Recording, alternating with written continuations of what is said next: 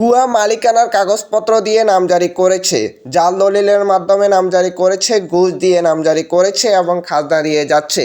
এক্ষেত্রে ওই ব্যক্তি ওই নামজারি দিয়েই শুধু সম্পত্তির মালিকানা দাবি করছে।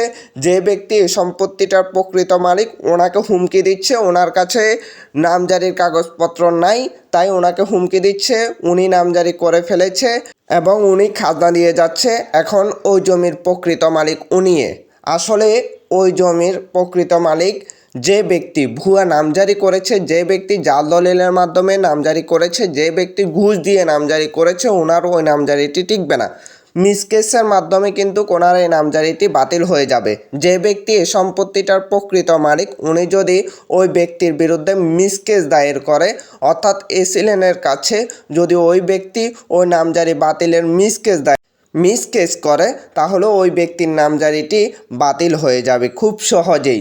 আপনারা যারা ভুয়া নামজারি করছেন টাকা পয়সা আপনাদের লসে হবে, তাই ভুয়া নামজারি করিয়েন না। টাকা পয়সা দিয়ে জাল দলিলের মাধ্যমে নামজারি করে কোনো লাভ নাই।